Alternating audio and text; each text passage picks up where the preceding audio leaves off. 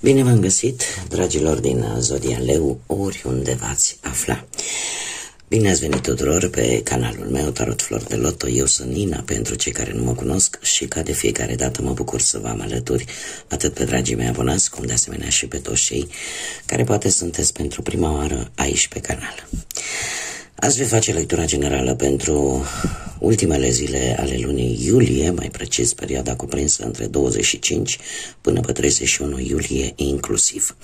Așa că, dragilor, toți cei care aveți soarele, luna, Venus, ascendentul sau oricare alt aspect astral important pentru voi din harta voastră natală și care are legătură cu Zodia Leu, atunci această lectură este de asemenea și pentru voi. Desigur, ca de fiecare dată vă readuc aminte, este o lectură generală. Voi, prin deciziile și alegerile pe care le luați, vă construiți propriul viitor, așa că vă rog din suflet să luați decât acele mesaje care rezonează cu voi, iar restul lăsați-le să zboare în univers, pentru că sigur sunt pentru alte energii, care într-o mai mică sau mai mare măsură au o legătură cu Zodia Leu. După cum bine observați, nu se mai aude acel zgomot de fond pentru cei care mă urmăriți de ceva vreme. Am prins momentul propice, ca să zic așa, au mai coborât un pic temperaturile și am renunțat la folosirea aerului condiționat, deci acel zgomot probabil destul de molest nu mai este de moment, prin ce ocazia când se poate. Și haideți să vedem cu ce vine acest final de iulie pentru dragii mei din Leu. Să vedem.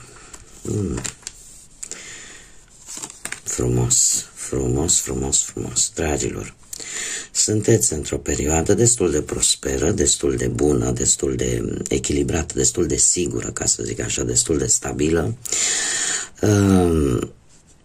Se pare că următoarea perioadă pentru voi vine cu o stare de liniște, de pace, de acea abundență pasivă, acea liniște interioară. Eu aș spune că unii dintre voi, până la sfârșitul lui iulie, va trebui să țineți pentru voi anumite informații, anumite lucruri pe care o să le aflați până la sfârșitul lunii și alții, în schimb, pot încerca să-și întregească palmaresul, nu știu, educativ, să zicem așa, pentru că au un plan secret, acela de a face poate un curs, o școală, a vă perfecționa. Cumva încerca să țineți și anumite informații pentru voi, pentru că mai târziu e posibil să vă folosească. Este o înțelepciune pe care o deprindeți în această perioadă. Unii dintre voi chiar e posibil să reușească, nu știu, să își definitiveze poate un anumit curs, sau să definitiveze o anumită situație legată de pensii, de ce nu? Cert este că se anunță lucruri destul de interesante pentru voi și destul de bune, aș zice eu. Haideți să vedem ce ne spune și tarotul, ce vine pentru dragii mei din Leu sau cu legături importante cu această zodie a Leului în perioada 25-31 iulie. Să vedem.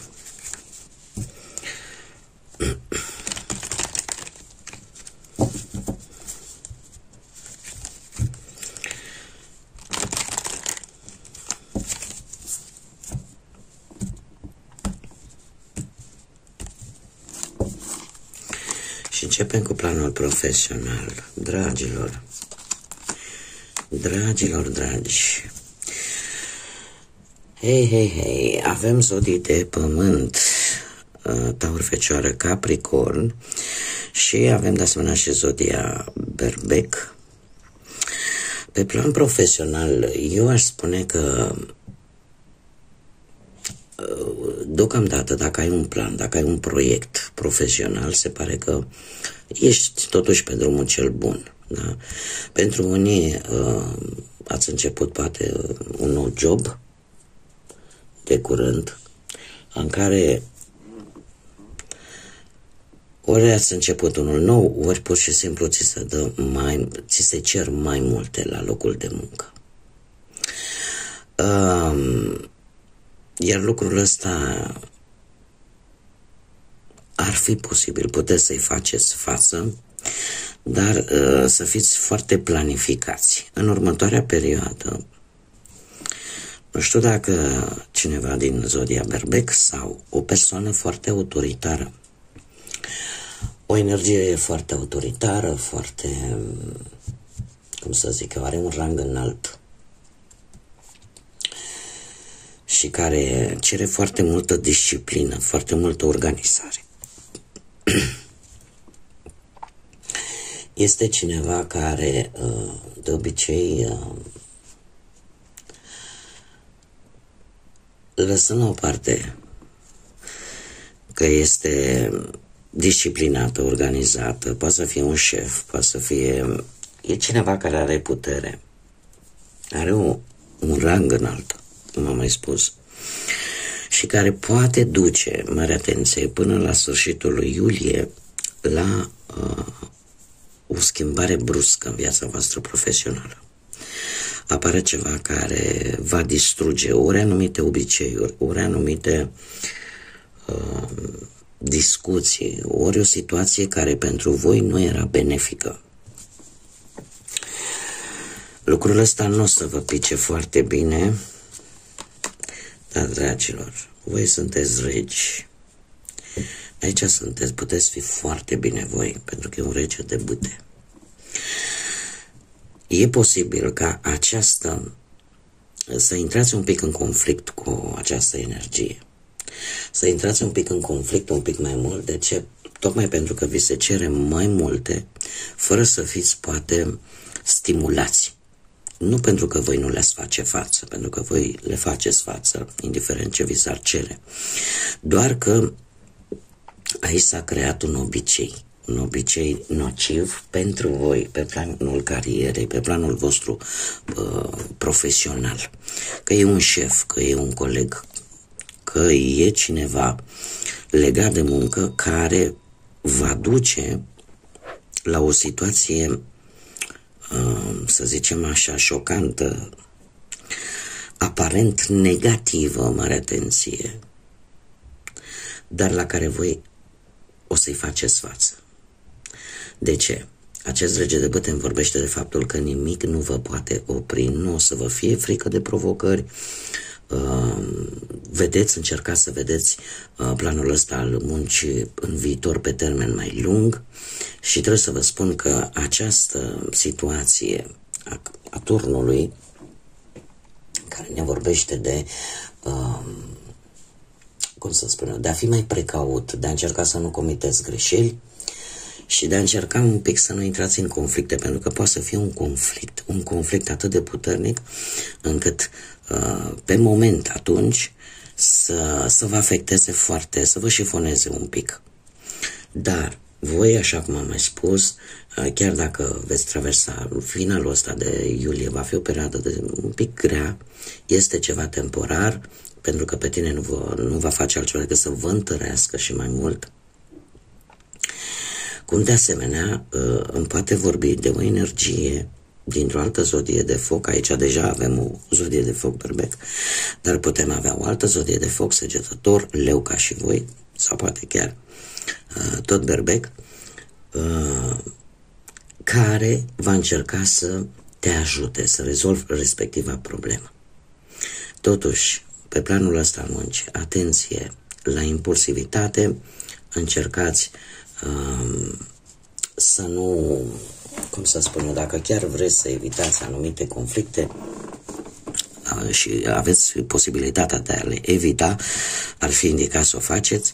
Cert este că voi nu veți da un pas înapoi, nu este stilul vostru și veți înfrunta situația totuși cu destul de mult orgoliu, destul de multă mândrie. Totuși e bine să fiți un pic mai ponderați în această perioadă, pentru că e bine să nu intrăm în conflicte cu nimeni, mai ales în vremurile care le trăim.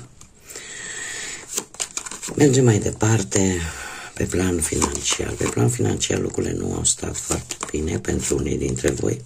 Am trebuit să vă spun, perioada este una foarte scurtă, aproape o săptămână, sunt 6 zile. Avem aici zodia Scorpionului, care poate să aibă implicare la nivel financiar. Pentru voi, lipsa banilor din ultima perioadă a jucat un rol important, pentru că v-ați dat seama de foarte multe lucruri. V-ați dat seama poate de cum ar trebui să acționați, pe cine ar trebui să lăsați lângă voi, unde ar trebui să se efectueze niște schimbări, niște transformări.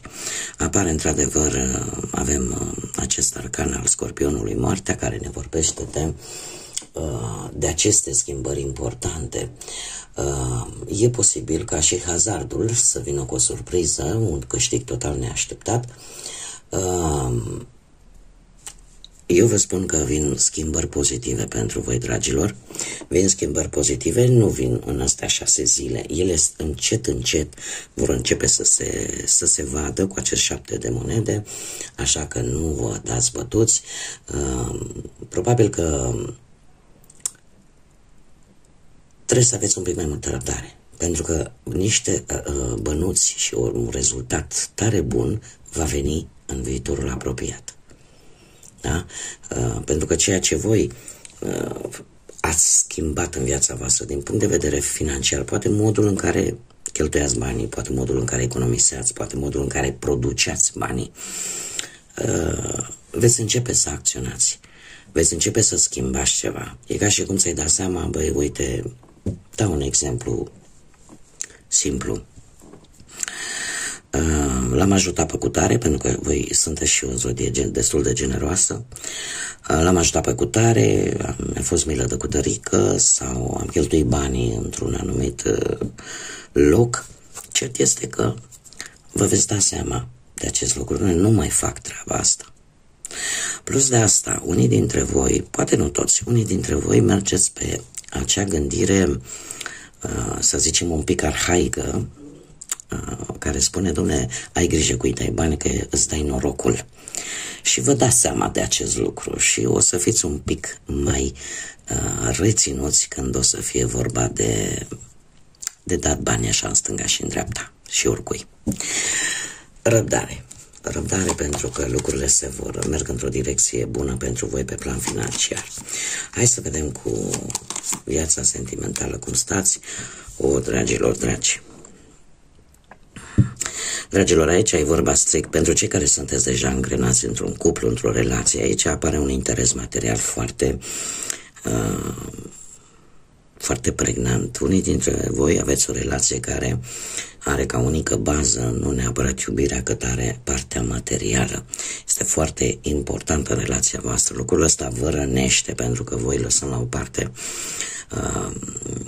alte părți, atât pozitive cât și negative. Voi sunteți foarte pasionali. Voi aveți nevoie de pasiune în relația voastră și nu știu dacă zodia Capricorn vă spune ceva, dar am în 3 de spade. Ceva vă va răni, ceva vă va decepționa.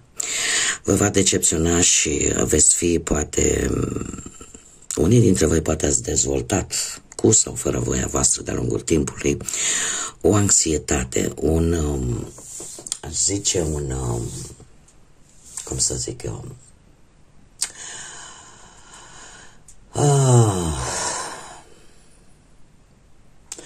poate că un soi de, simțiți voi că sunteți legați de cealaltă persoană și că nu puteți. Apare și posibil să aveți ceva discuții mai aprinse, tocmai pentru că apare gelozia. O gelozie, nu știu, justificată sau nu, cert este că ceva vă va răni. Cu 3 ăsta de spade veți avea o durere emoțională. E posibil să apară niște discuții, niște neînțelegeri, anumite secrete, să apară la suprafață. Acum, eu ce să vă spun, în general, 3 de spade ne vorbește de suferință. Dar în același timp ne vorbește și de faptul că atâta timp cât totuși există un adevăr, există sinceritate și se dorește, dar și există sentimente adevărate. Acum, ce văd eu, nu știu dacă apare și implicarea familiei sau apare, toate aceste discuții pot veni în urma unor probleme relaționate cu vreo moștenire, cu niște bani, sau pur și simplu, cum am mai spus la început, relația voastră e bazată mai mult pe baze materiale, pe interes material și mai puțin pe dragoste, mai puțin pe sentimente.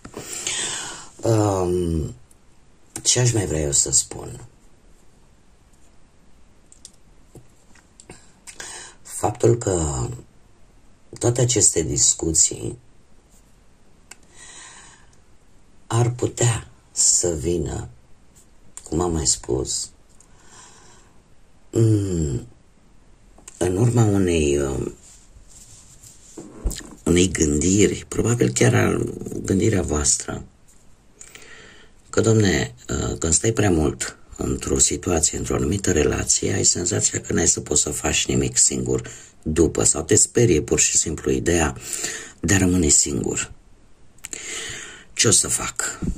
Da? Pentru că te obligă să ieși din zona ta de confort. Și atunci apare această legătură anxioasă, da? Atașament anxios, mai bine zis, vis-a-vis de respectiva persoană sau de respectiva relație. Sfârșitul de iulie nu e unul tocmai bine aspectat, dar să știți că, nu știu, tot vorba de bani, începutul lui august vine cu un as de monede, care îmi spune că, nu știu, oriceva până la urmă, cum am mai spus, cu sinceritate, cu sentimente adevărate, nu văd o cupă aici, dar se pare că interesul material va prima. Pentru că mi-apare acest as de monede care vorbește de anumite îmbunătățiri în relație. Vine ceva care vă va face să, cumva, poate să treceți peste. E ca și cum, îmi pare rău că trebuie să zic lucrul ăsta, sună dur, dar unii dintre voi e posibil pur și simplu să vă lăsați cumpărați de bani sau să fiți într-o anumită situație în care poate celălalt să vă asigure această, cum să zic eu, această siguranță materială. Și lucrul ăsta să vă facă să stați pe loc. Acum, ce aș mai putea să zic, că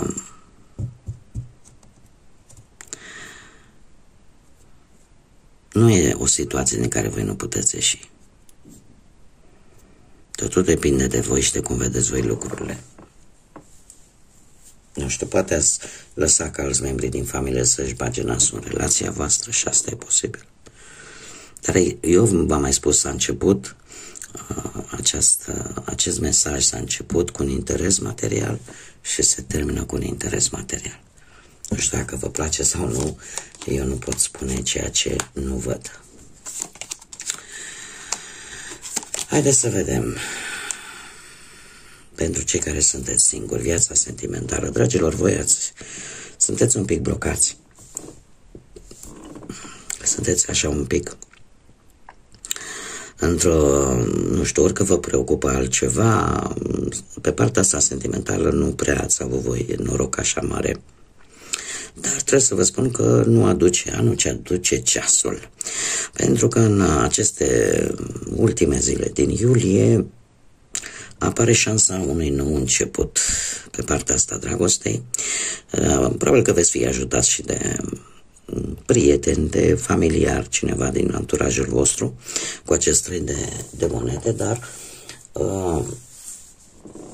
e posibil să apară cineva foarte interesant, poate chiar la locul de muncă, sau cu ajutorul să întâlniți pe cineva cu ajutorul cunoscuților.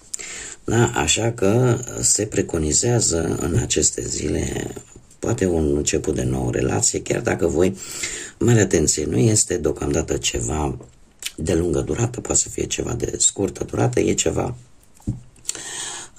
care vine, începe așa un pic volatil, cu un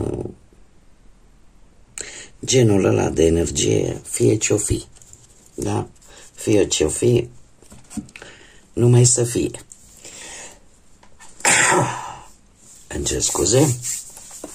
Cert este că nu sunteți voi încă pregătiți, tocmai probabil ce ați ieșit dintr-un compromis și nu prea sunteți voi pregătiți deocamdată sau nu vă simțiți pregătiți neapărat pentru un compromis serios. Dar asta nu înseamnă că nu veți cunoaște pe cineva până la sfârșitul lui iulie și este cineva,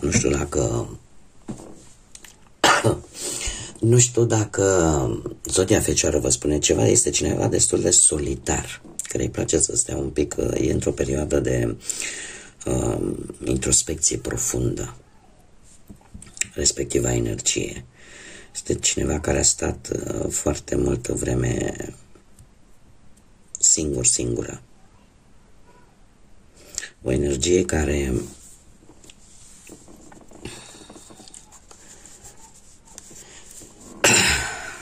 a trecut prin multe și care a învățat din ele. Bun, haideți să vedem și eu aș zice că vă cunoaște această persoană. Hai să vedem ce mesaj am pentru voi, dragilor din Leu, pentru perioada 25-31 iulie. Și avem numărul 9, ceva se termină, ceva se pregătește să înceapă.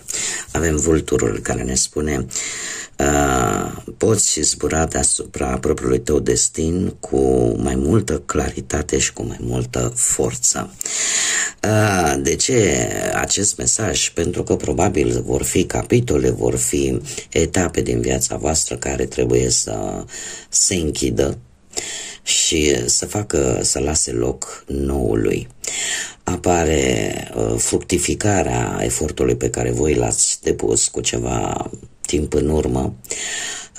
E adevărat, această finalizare vine și cu mai multe responsabilități, dar în același timp vine și cu realizări. Acest final de iulie pentru voi este ca o pregătire pentru ce va urma să vină. Așa că, dragilor, nu știu, poate ca și numărul 9 să vă spună ceva pentru următoarea perioadă sau să aibă o anumită simbolistică pentru voi. Cert este că lucrurile vor,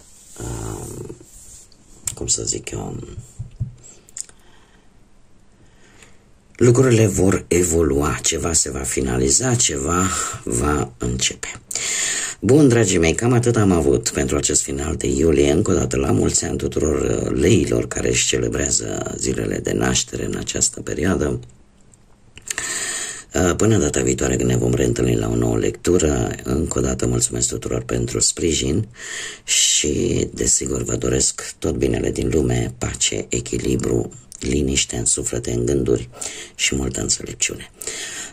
Până la o nouă lectură, numai bine și să fiți iubiți, dragilor!